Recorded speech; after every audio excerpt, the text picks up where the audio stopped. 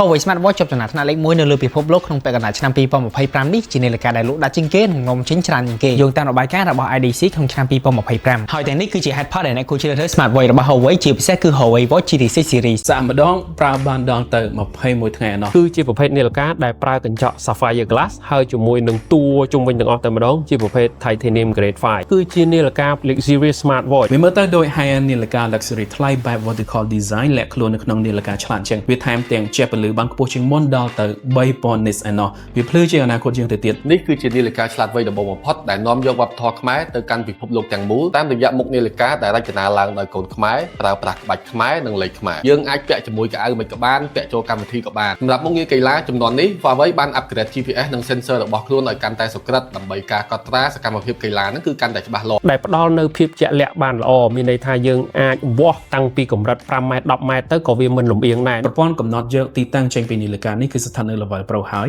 វាក៏ធ្វើការជាមួយមុខងារកីឡាបានជាង100មុខឯណោះនាឡិកាមួយនេះគឺយើងអាចប្រើប្រាស់ map ដោយមិនចាំបាច់មានអ៊ីនធឺណិតនោះទេយើងក៏អាចប្រើនាឡិកាឆ្លាតវៃរបស់ Huawei នេះដើម្បីតាមដានទៅលើផ្នែកសុខភាពដូចគ្នាដែរដូច្នេះសម្រាប់មុខងារសំខាន់តាក់ទងទៅនឹងចរន្តចង្វាក់បេះដូងលំហូរនៃសរសៃឈាមកម្រិតអុកស៊ីហ្សែនក្នុងឈាមការតាមដានគុណភាពដំណេកផ្សេងៗគឺមានការបញ្យល់ច្បាស់លាស់ជាភាសាខ្មែរតែម្ដងហើយព័ត៌មានអស់ទាំងនេះគឺមានសក្តិភាពដែលទទួលស្គាល់ពី EU អញ្ចឹងក៏មានទទួលបាននៅ certificate ពីសហគមន៍អឺរ៉ុបដូចគ្នាដែរយើងអាចភ្ជាប់វាជាមួយនឹងទូរស័ព្ទ Android ក៏បាន iOS ក៏បានដែរ Huawei Watch GT6 series លើកនេះគឺមកជាមួយនឹង Huawei Care Plus ដែលជាការធានាមួយក្នុងការដែលបងប្អូនប្រើមួយឆ្នាំដំបូងបើសិនជាមានករណីបាក់បែកឬក៏ខូចចំណុចណាមួយគេនឹងផ្លាស់ប្ដូរថ្មីផ្នែកនឹងជូនបងប្អូនបានម្ដងដែលឥតគិតថ្លៃក្នុងរយៈពេលមួយឆ្នាំដំបូងហ្នឹង